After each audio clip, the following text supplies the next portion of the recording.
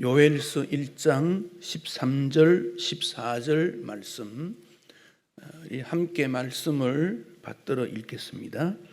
제사장들아, 너희는 굵은 배로 동이고 슬피 울지어다. 제단에 수종드는 자들아, 너희는 울지어다. 내 하나님께 수종드는 자들아, 너희는 와서 굵은 베옷을 입고 밤이 새도록 누울지어다. 이는 소제와 전제를 너희 하나님의 성전에 드리지 못함이로다. 너희는 금식일을 정하고 성회를 소집하여 장로들과 이 땅의 모든 주민들을 너희 하나님 여호와의 성전으로 모으고 여호와께 부르짖을 지어다. 아멘. 구약 성경에서 그 하나님의 이름이 여러 가지로 나오는 것을 볼 수 있습니다.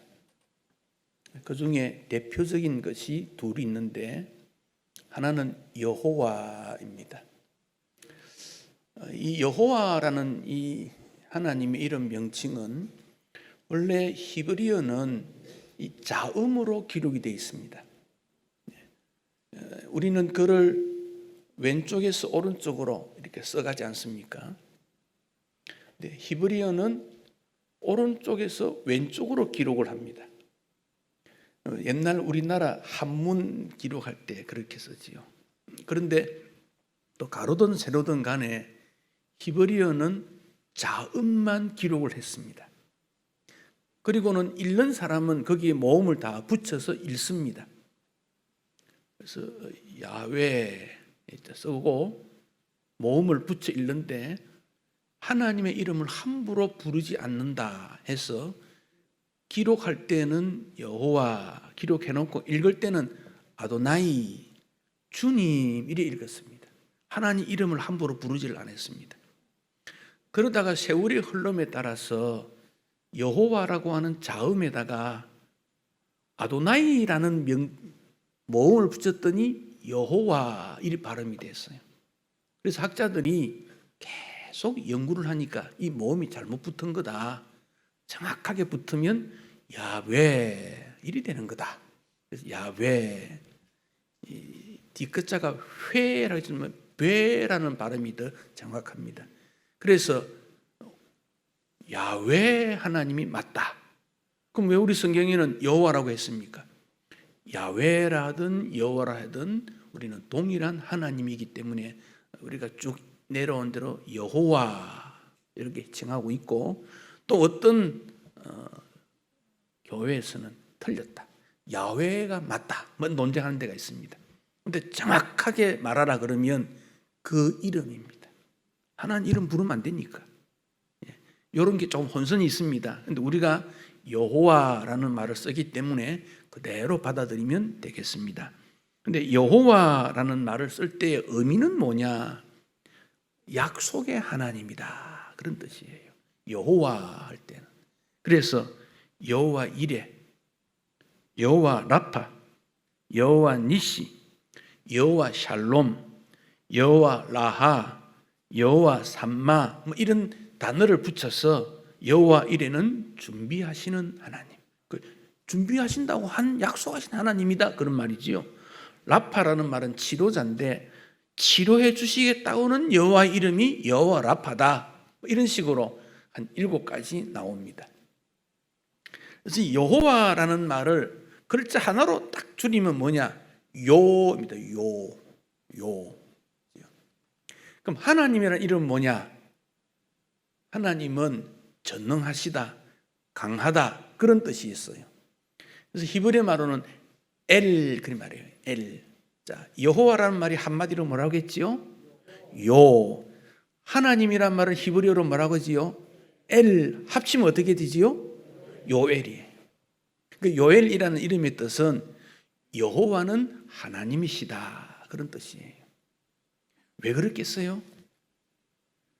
요엘의 아버지 버두엘이 1장 1절에 있는 대로 그 시대를 보니까 하나님을 인정하지 않고 인간이 중심이 되고 물질이 중심이 되는 세상을 보고 이것은 잘못되어 가는 거다.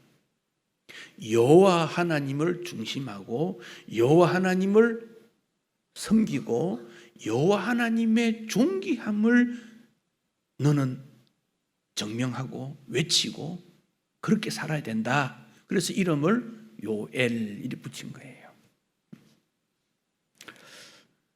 이 요엘은 이사야 선지자 시대와 비슷합니다. 주전 830년, 840년인데 이때가 언제냐?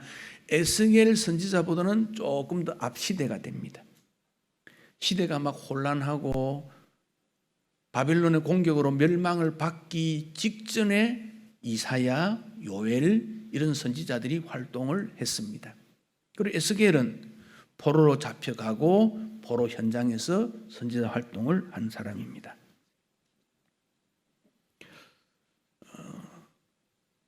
이 에스겔은 요엘은 제사장이면서 선지자입니다. 근데 성경에 보면 이 선지자는 참 고독한 삶을 살아요. 하나님 말씀을 전해야 되는데 하나님 말씀을 잘 받아들이고 잘 따라온다면 괜찮겠지요. 그렇지 않으면 힘들어요. 그래서 예루살렘 교회의 첫 번째 목회자가 누구냐면 야고보거든요. 야고보. 예수님 동생 야고보. 야고보서를 쓴 야고보. 야고보가 뭐랬냐면 내 형제들아 너희는 선생된 우리가 더 큰 심판 받을 줄 알고 선생이 많이 되지 말라. 이 선생이 되지 말라 이 말은 선지자 역할하는 이런 부분을 이야기하는 거지 일반 교사를 말하는 게 아닙니다. 왜? 하나님 말씀을 정확하게 전달해야 되는데 하나님께서 이 말을 해라. 그런데 하려고 하니까 백성들이 싫어하거든요. 책망하는데 싫어하거든요. 백성들은 뭘 좋아하겠습니까? 잘 된다, 괜찮다, 행복할 거야, 번영할 거야, 병 나을 거야, 부자 될 거야. 그런 것만 좋아하는데 선지자는 뭘 해야 됩니까? 하나님 말씀대로 살지 못하면 망한다, 고난을 당한다, 십자가가 있다, 어려움이 있다. 그걸 말해라 그러니까 하기 싫은 거예요. 오늘날의 목사가 한때는 인기가 있었지만은 그러나 인기가 별로 없어요. 남자 직업군 중에 보면 저 밑에 있어요. 한때는 인기가 있었습니다. 근데 몇 사람 경우겠지요. 일반적으로는 고생의 길이라. 요즘은 목사 사모를 안 하려고 그런대요. 목사도 목회하다가 그만두고 다른 일 한다 그래요. 시대가 그리 됐어요. 안타까운 일이지요. 여러분은 목사나 목사 사모한테 수고합니다 하고 격려해 줘야 돼요. 저는 이제 좀 지나면 이제 자유의 몸이 될 거니까 크게 걱정 안 하는데 우리 젊은 목사들은 힘들어요. 격려 자꾸 해줘야 돼요. 이게 어렵다는 거죠. 사람들에 섞여가지고 사람들 좋아하는 말만 하고 인기 얻으면 편안하지요. 그러나 하나님께서는 그걸 원하지 않지 않습니까? 책망도 하고 권면도 하고 그렇게 살면 망한다 그 말 해야 되는데 누가 좋아하겠어요? 싫어하는 거예요.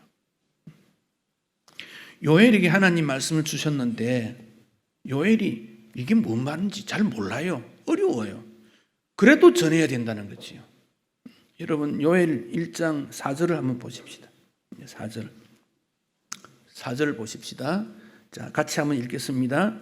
팥중이가 남긴 것을 메뚜기가 먹고 메뚜기가 남긴 것을 너치가 먹고 너치가 남긴 것을 황충이 먹었도다. 자, 여기 팥중이, 메뚜기, 너치, 황충은 곤충 이름이지요. 이 말은 농사를 지었는데 벌레들이 와서 다 먹었다 그 말입니다. 농사 짓는 분들이 제일 힘든 게 병충해 아닙니까? 병해, 충해. 병해는 식물이 자랄 수 없도록 병들거나 상품 가치가 없는 게 병해지요. 충해는 곤충이지요. 세계적으로 병충해에서 없어지는 곡물이 5억 톤이나 된대요. 15억 인구가 1년 먹을 수 있는 양이래요. 지금도 그렇대요. 그래서 이걸 이겨내려고 여러 농약을 하고 환경을 개선하고 하지 않습니까? 그만큼 농사가 어려운 거지요. 그런데 하나님께서 요엘에게 팥중이, 메뚜기, 너치, 황충이 너희들이 지은 농사를 먹어버렸다. 그 말을 하라는 거지요. 그 말을. 얼마나 어려운 말입니까? 자, 여러분 1장 2절에서는 늙은 자들아 모든 주민들아 귀를 기울이라 이런 날이 있었느냐? 전에는 없었다 그 말이죠. 앞으로 있겠다 그 말이에요. 3절에 보면 이런 일을 자녀에게 너희 자녀는 자녀에게 그 자녀는 후세에게 아버지가 자녀에게 말하고 그 자는 또 자녀에게 후세에게 이런 말을 계속 해줘라 그랬어요. 앞으로 그리 된다. 그걸 가르쳐라 그런 말입니다. 이것은 믿음으로 살지 못하는 이스라엘 백성이 하나님의 심판을 받는다 그런 말이에요. 농사를 지었는데 팥중이라고 하는 곤충이 와서 싹 갉아먹고 조금 남았는데 메뚜기가 와서 싹 갉아먹고 그 다음 너치가 갉아먹고 마지막 남은 것은 황충이 먹어버렸다 그 말이에요. 이건 비유지요. 다시 말하면 이스라엘 땅에 다른 나라로부터 공격을 당한다. 6절 보세요. 6절. 다른 한 민족이 내 땅에 올라왔다. 다른 민족. 역사적으로 볼 때는 바벨론, 헬라, 로마 이런 나라들을 비유를 들고 있습니다. 그 6절에 보면 그 민족의 모습이 어떠냐 하면 강하고 수가 많고 이빨이 사자 이빨 같고 어금니는 남사자 어금니 같다. 한번 물면 놓지 않는다. 강하다. 부숴버린다. 그런 뜻입니다. 그래서 어떻게 됐습니까? 7절에 보면 내 포도나무를 멸하며 내 무화과 나무를 긁어서 말갛게 벗겨버렸고 가지가 하얗게 되었다. 열매를 못 맺지요. 열매를 못 맺는 거예요. 이스라엘 백성들에게 먹을 것이 없게 된다. 그런 말입니다. 여러분, 우리 하나님은 복 주시는 하나님이에요. 복의 근원이라 그랬어요. 신명기서에 보면 하나님은 복 주시는 하나님 그랬어요. 들어가도 나가도 성읍에서도 들에서도 자녀에게도 모든 사람 복 주신다. 신명기적 축복 그렇게 말해요. 그런데 이 신명기적 축복의 말씀의 배경에는 내 하나님 말씀에 순종하면이라는 조건이 있어요. 하나님 말씀에 순종하면 복 받는다. 불순종하면 빼앗긴다. 모든 게 문제가 일어난다. 그게 신명기적 약속이에요. 그 약속대로 실천하면 이스라엘 역사를 통해서 개인의 역사를 통해서 오늘 세계를 통해서 보면 하나님에게 순종하는 사람은 복 받지만은 그렇지 않는 사람은 저주를 받고 화를 당한다. 그게 역사가 증명해 주고 있습니다. 여러분 우리나라에 복음이 전파된 것은 이제 한 130년 돼요. 우리의 땅이 좁습니다. 이 남북한을 다 합치면 미국의 한 50분의 1 되는데 남쪽만 계산하면 94분의 1이래요. 미국 땅과 중국 땅은 비슷한 크기입니다. 거기다가 우리나라에 쓸 수 있는 땅은 약 30%를 봅니다. 산지 뭐 이런 데는 더 쓰기 어려우니까 물론 개발하면 다르겠지만 거기다가 인구는 많고 지하 자원은 별로 없고 가난하고 그게 우리나라입니다. 그러나 하나님께서 복 주셔서 인구 비례가 높은 장점이 나타나게 되고 해방 이후에 50개 나라 이상이 자유를 얻었는데 그중에 4개 나라가 용이라 그랬어요. 용. 근데 그거 다 죽어버리고 이제 둘 남아서 둘. 그것도 싱가포르는 도시국가고 대한민국만이 유일하게 전 세계적으로 부흥하는 나라 아닙니까?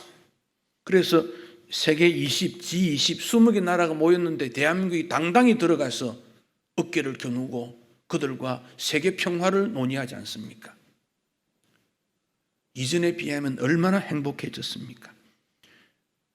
그러면 이 행복이 어디서 왔는가? 하나님의 은혜다. 이걸 꼭 기억해야 됩니다. 하나님의 은혜다. 다시 이 땅이 회복되려면 영적 회복, 신앙 회복이 필요하다. 그렇지 않으면 팥중이, 메뚜기, 너치, 황충 같은 것들이 이 땅을 갉아먹어 버리면 다시 우리는 무너질 수밖에 없음을 긴장감을 가지고 바라보아야 합니다. 우리나라에 전쟁이 얼마나 있는지 압니까? 우리나라 역사 5,000년 하지만 역사 기록은 한 2,500년 정도거든요. 2,500년 역사 기록원 중에 우리나라 땅에만 있은 전쟁이 85번, 85번이래요. 전쟁이 일어난 횟수만. 빈곤, 사회 구조적 모순, 이런 가운데 어떻게 미래의 희망의 나라, 희망의 사회를 만들 수 있을까? 이것은 그 방법을 성경에서 찾고 하나님의 도움을 받아야 되는 거지요. 다른 방법이 없어요. 여러분 보실 때 좀 행복하고 믿음 생활 잘하고 돈도 좀 있고 존경받는 사람에게 물어보세요. 어떻게 해서 그렇게 되었나요? 물어보세요. 뭐라고 답변합니까? 우리 부모님이 기도를 많이 했거나 아니면 하나님의 은혜다. 그렇게 말씀하시지 내가 잘났어 그런 거 아무도 없잖아요. 주의 은혜다. 하나님 은혜다. 하나님 도우지 아니하면 그렇게 되지 못했다. 이게 우리의 고백 아닙니까? 그런데 이스라엘 시대는 그렇지 않았다 하는 겁니다. 이 요엘 선지자가 사역했을 때에 요아스라는 왕이 있었어요. 이스라엘에. 이 요아스는 7살 때 왕이 됩니다. 철이 없지요. 그러나 여호야다라고 하는 제사장이 곁에서 잘 도와서 그가 잘 되도록 했어요. 여호야다는 그 요아스 앞에서부터 했는데 이 여호야다라는 제사장은 130년을 살았어요. 그러니까 여호야다가 살았을 때는 나라가 안정적이었어요. 그러다가 죽었어요. 그러니까 요아스가 변질이 됩니다. 역대하 24장 2절에 보면 여호야다가 살아있을 때는 요아스가 여호와 보시기 정직히 행했다 그랬어요. 그런데 제사장이 죽었고 난 다음에는 자기 마음대로 하는데 여호야다 제사장 아들 스가랴라는 제사장이 있는데 그가 활동하려 하니까 스가랴를 붙잡아다가 돌로 쳐 죽여버리고 맙니다. 그것도 보면 역대하 24장 21절에 보면 무리가 함께 꾀하고 왕의 명을 쫓아 여호와 전뜰 안에서 돌로 쳐 죽이니라. 그래버려요. 죽여버려요. 왜? 듣기 싫다는 거지요. 그럼 어떻게 됩니까? 나라는 기울어지게 되지요. 그래서 요아스는 수리아로부터 침략을 받고 나라가 점점 어두워져 가는데 그때 요엘 선지자를 통해서 하나님께서 경고하시는 말씀, 그게 요엘서예요. 오늘 읽었던 본문 14절을 보십시다. 14절 다시 읽습니다.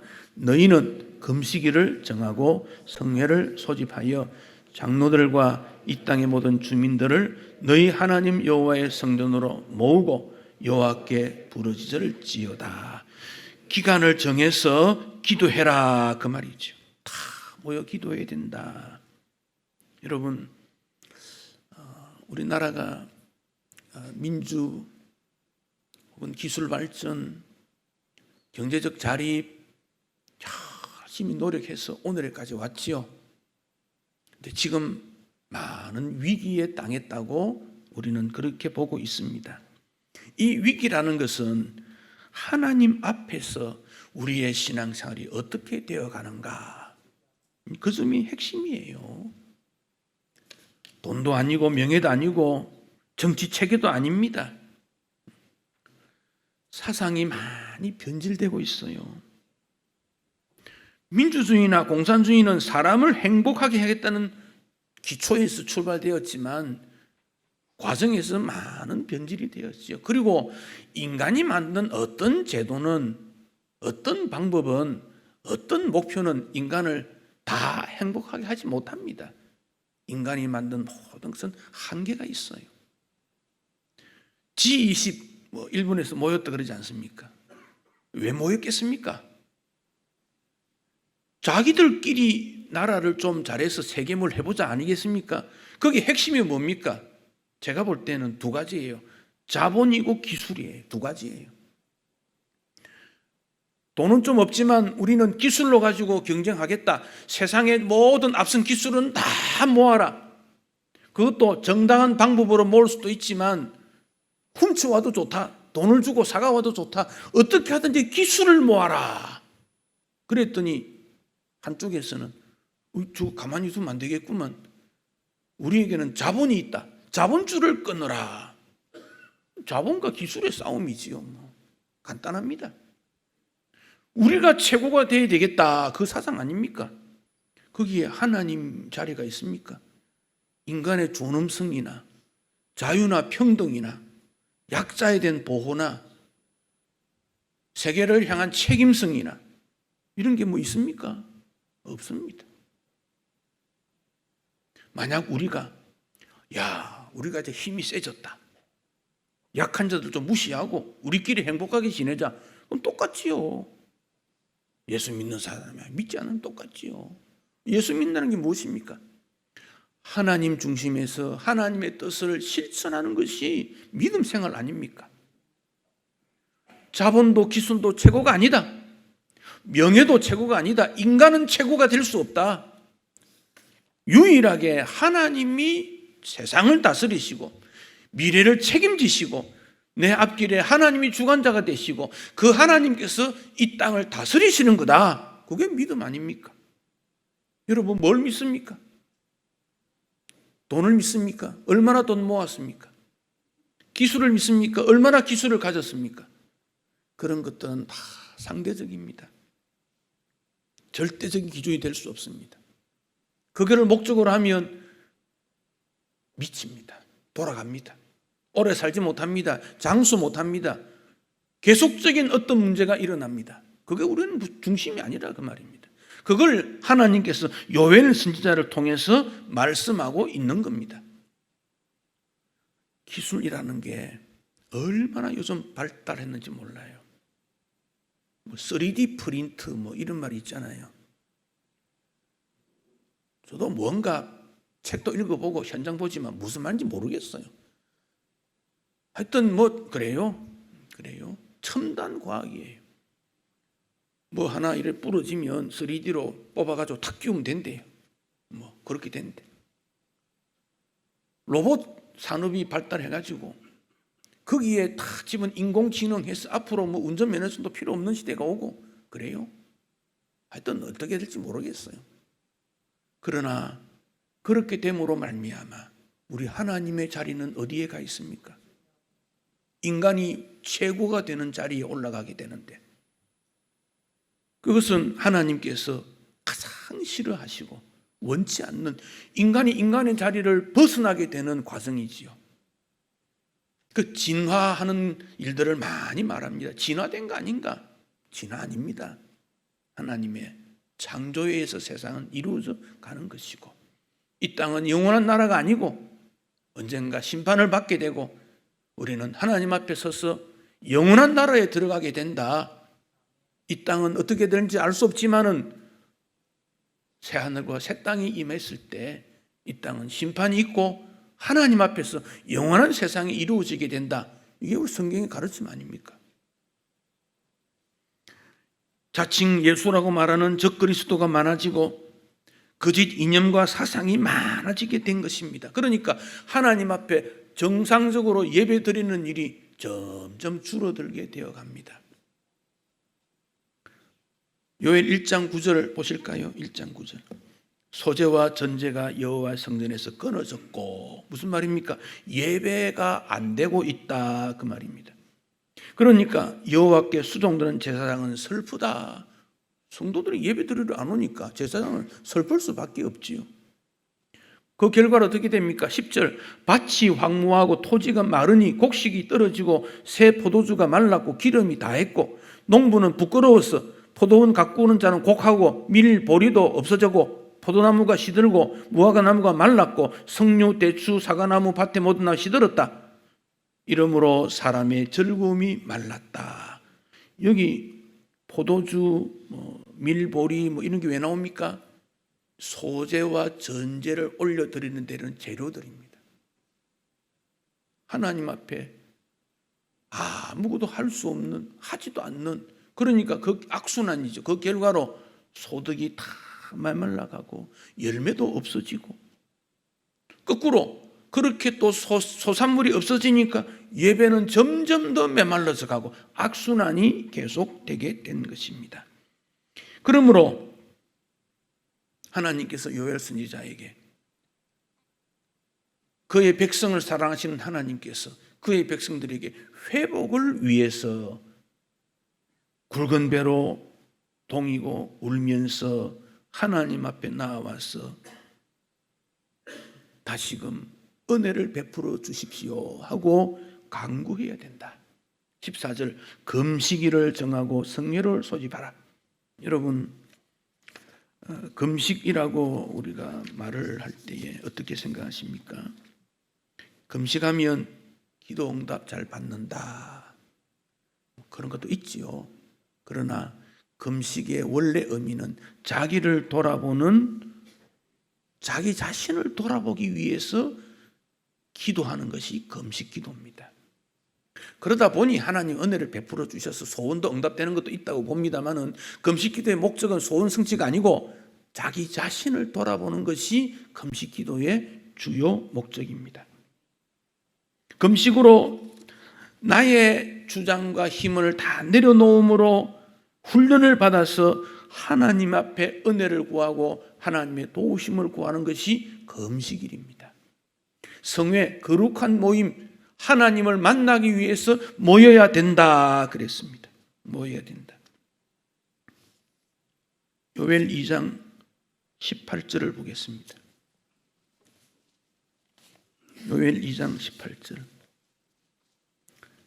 같이 읽습니다. 그때 여호와께서 자기의 땅을 극진히 사랑하시어 그의 백성을 불쌍히 여길 것이라. 여호와께서 그들에게 응답하여 이르시기를 내가 너희에게 곡식과 새 포도주와 기름을 주리니 너희가 이로 말미암아 흡족하리라. 내가 다시는 너희가 딸아들 가운데 욕을 당하지 않게 할 것이요. 20절, 내가 북쪽 군대를 너희에게서 멀리 떠나게 하고 메마르고 적막한 땅으로 쫓아내리니 그 앞에 부대는 동해로 그 뒤에 부대는 서해로 들어갈 것이라. 상한 냄새가 일어나고 악취가 오르리니 이는 큰 일을 행하였음이니라 하시니라. 무슨 말씀입니까?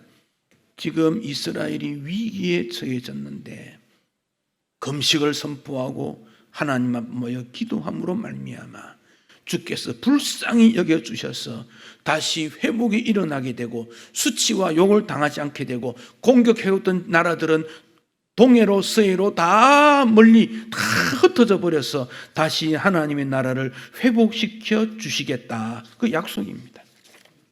그 약속입니다. 여러분, 왜 예배를 드리십니까? 하나님의 은혜를 얻기 위해 예배 드리는 거예요.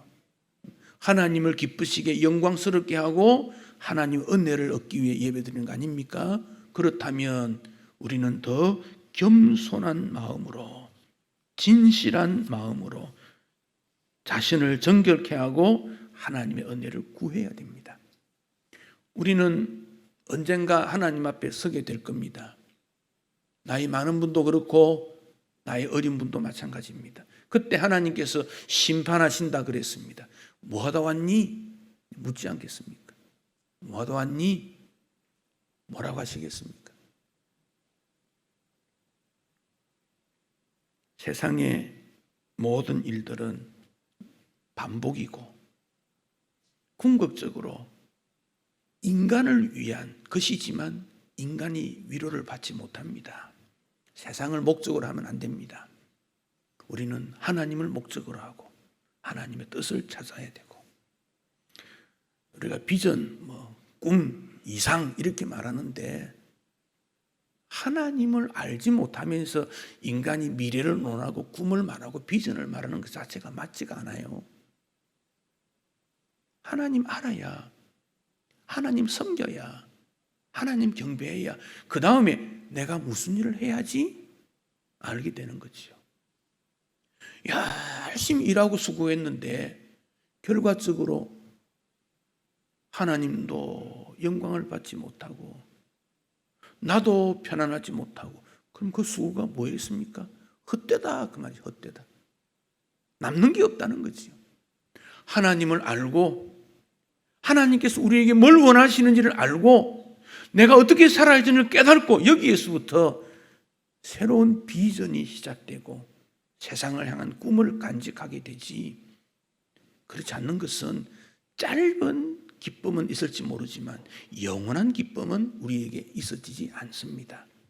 우리 하나님께서는 우리 모두에게 영육 간에 큰 축복을 허락해 주셔서 여유와 풍성한 삶을 원하십니다.